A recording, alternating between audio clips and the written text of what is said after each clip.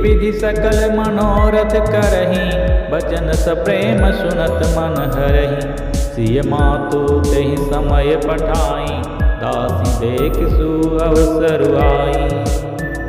इस प्रकार सब मनोरथ कर रहे हैं। उनके प्रेम युक्त वचन सुनते ही सुनने वालों के मनों को हर लेते हैं। उसी समय सीता जी की माता श्री सुनैना जी की भेजी हुई दासियाँ कौशल्या जी आदि के मिलने का सुंदर अवसर देखकर आईं। सावकाश सुनि सब सिय सासु, आयउ जनक राज रनिवासु। कौशल्या सादर सन्मानी, आसन दिए समय सम आनी। उनसे यह सुनकर कि सीता की सब सासुएं इस समय फुर्सत में हैं, जनक राज का रनिवास उनसे मिलने आया। कौशल्या जी ने आदरपूर्वक उनका सम्मान किया और समयोचित आसन लाकर दिए।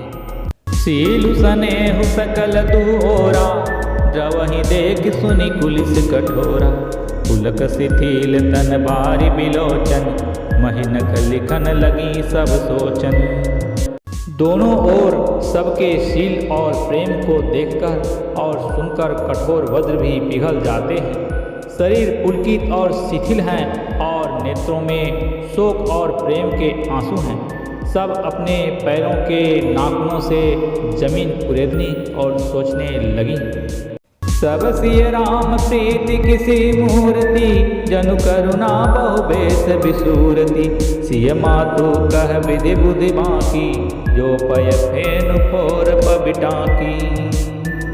सभी श्री सीताराम जी के प्रेम की मूर्ति सी हैं, मानो स्वयं करुणा ही बहुत से वेश रूप धारण करके विसुर रही हो, दुख कर रही हो। सीता जी की माता सुनैना जी ने कहा, विधाता की बुद्धि बड़ी टेढ़ी है, जो दूध के फेन जैसी कोमल वस्तु को वज्र की टांकी से फोड़ रहा है, अर्थात जो अत्यंत कोमल और निर्दोष हैं, उन पर विपत्ति ढहा रहा है। सुनिय सुधा देखी अहि गरल, सब कर तुति करा। जह तह काक उलुक बक, मानस सकृत मरा।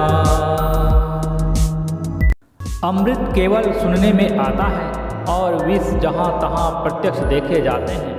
विधाता की सभी करतूतें भयंकर हैं। जहाँ तहाँ कौवे, उल्लू और बगुले ही दिखाई देते हैं। हंस तो एक मानसरोवर में ही है। सुनी ससोच कह देवी सुमित्रा, विधि गति बड़ी विपरीत विचित्रा। जो सृज पालई हरई बहोरी, बाल के सम विधिमति भूरी। यह सुनकर देवी सुमित्रा जी शोक के साथ कहने लगी, विधाता की चाल बड़ी ही विपरीत और विचित्र है, जो सृष्टि को उत्पन्न करके पालता है और फिर नष्ट कर डालता है। विधाता की बुद्धि बालकों के खेल के समान भोली विवेक शून्य है। कौशल्या कह दो सुन काहू, करम विवश दुख सुख क्षति लाहू।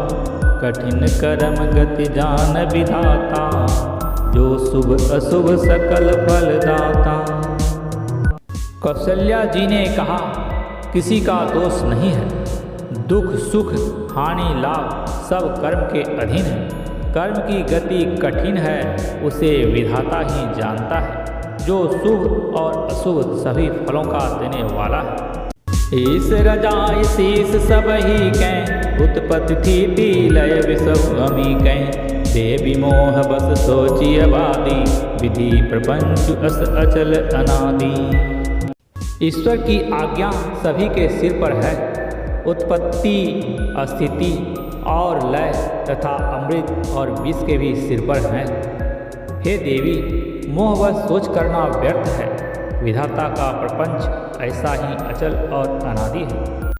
भूपति जी अब मरब उर आनी, सोचिय सखी लखी निज हित हानि। सिय मातु कह सत्य सुबानी, सुप्रीति अवधि अवधपति रानी। महाराज के मरने और जीने की बात को हृदय में याद करके जो चिंता करती हैं, वह तो हे सखी हम अपने ही हित की हानि देखकर स्वार्थवश करती हैं। सीता जी की माता ने कहा, आपका कथन उत्तम है और सत्य है।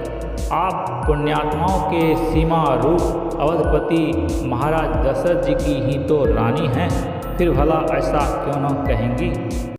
लखन राम सिय जाहु बन भल परिणाम न पोचु, गबरहिय कर कौशिला मोहि भरत कर सोचु।